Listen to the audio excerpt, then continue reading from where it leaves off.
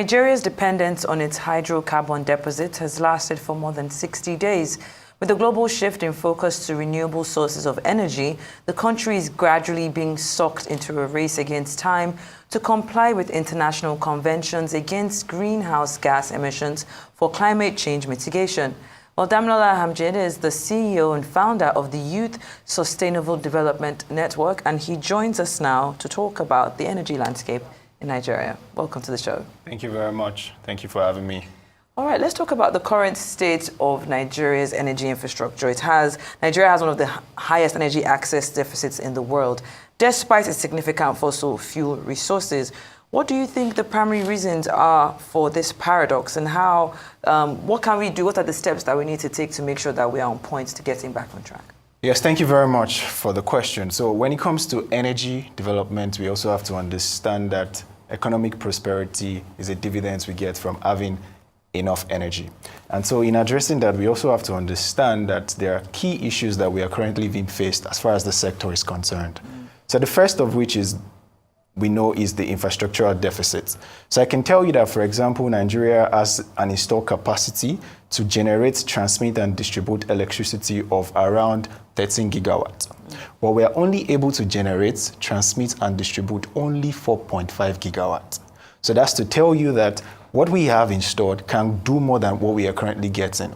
And so one of the key issues that, as far as that is concerned, has been that there is an infrastructural deficit when it comes to transmitting and distributing electricity. Another crucial aspect is finance. Finance is very important. And so the government has a key role to addressing the financial gap. And so in doing this, we also have to understand that there is a way we can clearly blend finance through public, private, and philanthropic investment. And this way we can get to achieve what we want to achieve. I'll tell you that Nigeria needs to spend $34.5 trillion to achieve full electricity by 2030. That's a lot of money we need, right? And so to drive the investment at the pace that will command prosperity in the sector, it is important that we leverage funds that we are getting, for example, through the African Development Bank that was recently given to Nigeria, the Economic Governance and Energy Transition Support Program, a $500 million fund to address energy and promote energy renewable as far as the sector is concerned. Of course, there's also the DERS program, which is the Distributed Access for Renewable Energy Scale Up in Nigeria, $750 million. So all of this money, we need to be able to consolidate to address infrastructural deficits and, of course, also make way for more investments to come. And this is where we then have another point, which is the need to put in regulatory frameworks that would promote investment as far as the sector is concerned. And so in all of this, another thing that we also need to do is to ensure that we have skilled labor.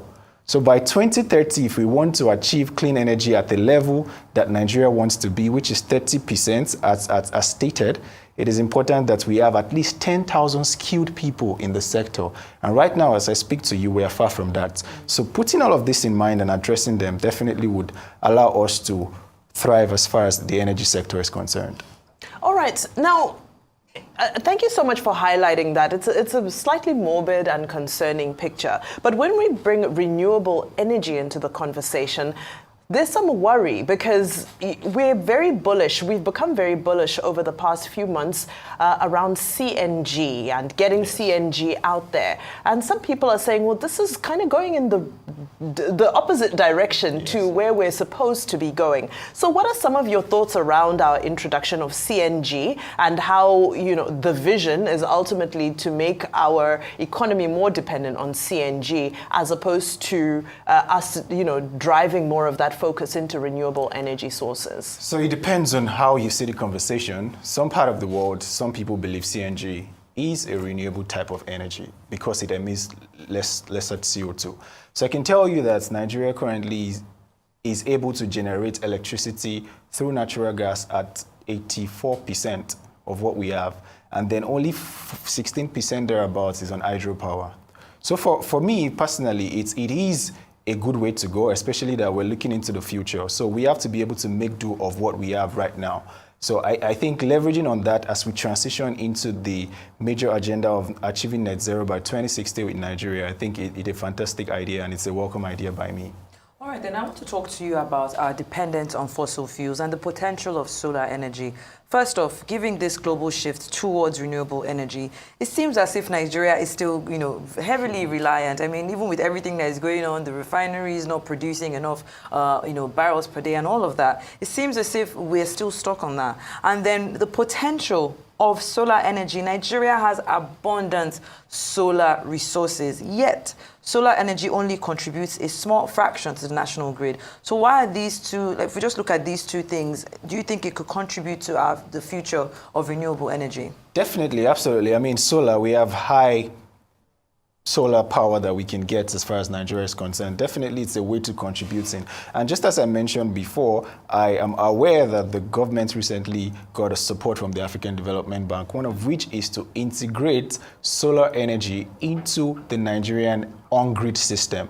So that way we are expected to move in that level. So definitely, I think solar has a huge role to play. And then moving forward, I also think that when we also look at crude oil, we have to understand that 80% of oil generated into brought into Nigeria are exported. So at the end of the day, we have to understand that we need money, we need investment. And nobody's going to invest if there are no certain regulatory frameworks that promote that. And that's why I said again earlier that we need to leverage private investment. We need the private sector support. The energy sector is different. It's not like the telecommunication sector where you can generate and then you don't have to bother about how it gets transmitted. But for the energy sector, generation is on one path where we have the IPPs, transmission is on one path, and distribution is on one path. So it's a whole lot, and we need a lot of financial prowess to be able to drive at the level prosperity demands. So again, creating a regulatory framework would allow us to get adequate investments that would not only even promote solar energy, that can go as far as even promoting the future, the fuel for the future, which is known as hydrogen. So all of this would definitely not leave us behind, but we need money. And once we are able to drive investment that the energy sector demands, economic prosperity also comes in hand.